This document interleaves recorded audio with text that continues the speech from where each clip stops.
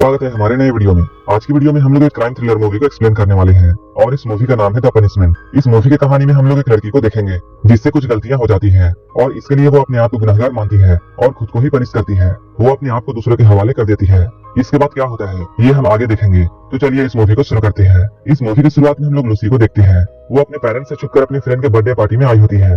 वो यहाँ काफी मस्ती करती है। उसके सारे दोस्त ड्रिंक पी रहे होते हैं और वो लोग लूसी को भी ड्रिंक पिलाते हैं। पार्टी में एंजॉय करते हुए उसे काफी रात हो जाती है। इसके बाद वो इस पार्टी को छोड़कर अकेले ही अपने घर की तरफ निकल जाती है।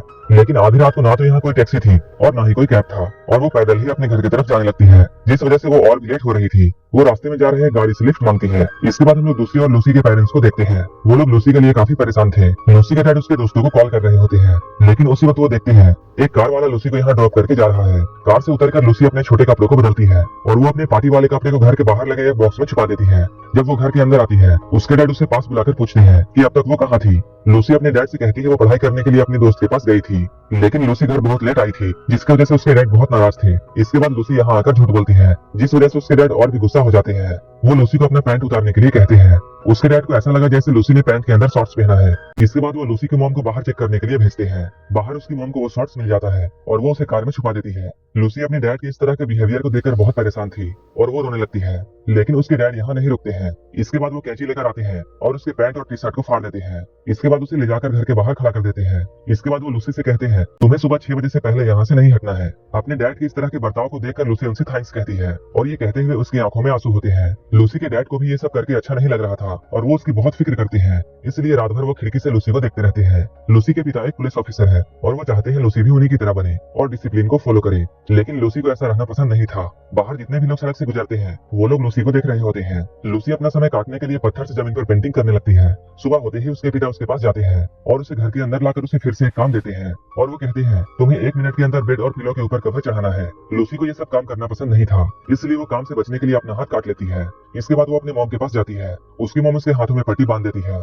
रात में लूसी के साथ जो भी कुछ हुआ था उन सबकी वजह से लूसी का मूड बहुत खराब था, इसलिए उसकी मॉम लूसी और उसकी छोटी बहन को घुमाने के लिए ले जाती है। ये लोग एक लेक में जाते हैं। यहाँ से वापस जाते हुए लूसी कार चला रही होती है। तभी रास्ते में उसे 2 बड़े पत्थर दिखाई देते हैं। लूसी की मॉम गाड़ी से उतरकर पत्थरों को हटा रही होती है। तभी लूसी का पैर ब्रेक से हटकर एक्सीलेटर पर पड़ जाता है, जिस वजह से गाड़ी उसकी मॉम पर चढ़ जाती है। लूसी और उसकी छोटी बहन जल्दी से अपनी मॉम को हॉस्पिटल पहुंचाते हैं। लूसी के पास एक पुलिस ऑफिसर आता है और वो लूसी से कहता है तुम्हारी मॉम कोमा में है और उनके कोमा से बाहर आने के बहुत कम चांसेस हैं। तभी लूसी अपनी मॉम को देखने के लिए जाती है और उन्हें देखकर वो बहुत गिल्टी फील करती है। इस बात से लूसी के फादर भी बहुत परेशान थे और वो अपनी दोनों बेटियों का देखभाल नहीं कर पा रहे थे, इसलिए वो इन दोनों को अपने बहन के घर भेज देते हैं। लूसी अपनी बहन का बहुत ख्याल रखती है, लेकिन उसके मन में बार बार यही ख्याल आता था कि उसकी वजह से उसकी मॉम का एक्सीडेंट हुआ है। एक दिन वो अपने डैड से ये बोलती है कि वो इसके लिए उसे पनिश करे, लेकिन उसके डैड उसे कहते हैं पहले उसकी मॉम होश में आ जाए, इसके बाद वही डिसाइड करेगी कि तुम्हें कौन सी पनिशमेंट दी जाए, तब तक उसे इंतजार करना होगा। लूसी के डैड भी उसे ही जिम्मेदार मानते हैं। इस बात से लूसी को बहुत बुरा लगता है और अब वो अपने आप को पनिश करना चाहती है। इसके बाद वो बाथरूम में जाकर अपने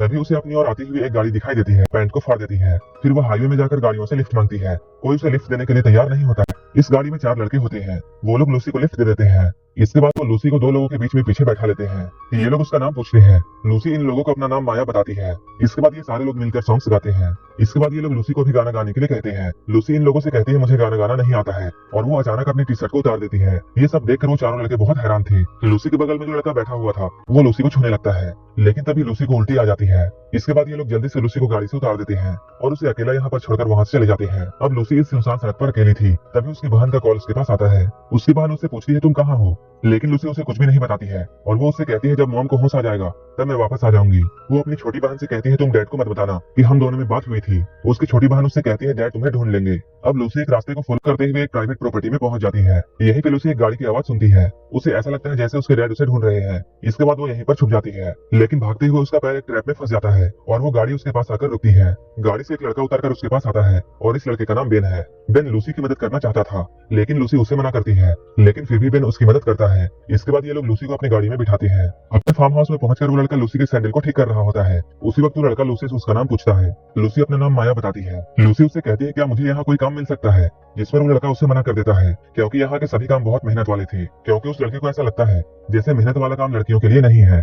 तभी लूसी उस लड़के से लाइटर छीनती है और वो लाइटर जलाकर अपना हाथ उसके ऊपर रख लेती है और गिनती गिनना शुरू करती है। ऐसा करके वो उस लड़के को बताना चाहती थी कि वो कोई भी काम कर सकती है। बेन उसे ऐसा करने से रोकता है। इसके बाद वो उसके हाथों में जेल लगाता है। इसके बाद वो लूसी को फार्मिंग का काम सिखाता है। एक बार बेन किसी काम से बाहर जाता है, तभी लूसी उस दूसरे आदमी के पास जाकर अपने साथ इंटीमेट होने के लिए कहती है और उस आदमी का नाम सीटन है। लूसी उसे कहती है वो फिजिकली उसे हर्ट करे।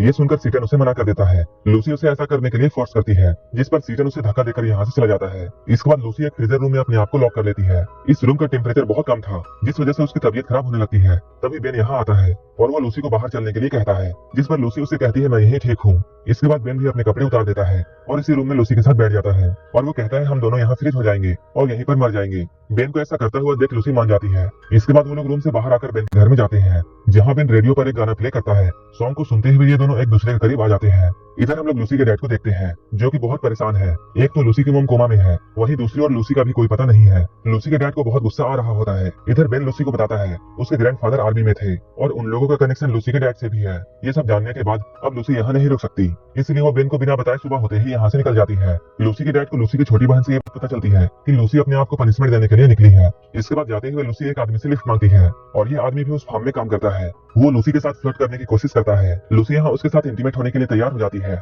उसी वक्त लूसी के पास उसके डैड का कॉल आता है। वो कॉल रिसीव करके मोबाइल को अपने पॉकेट में रख लेती है।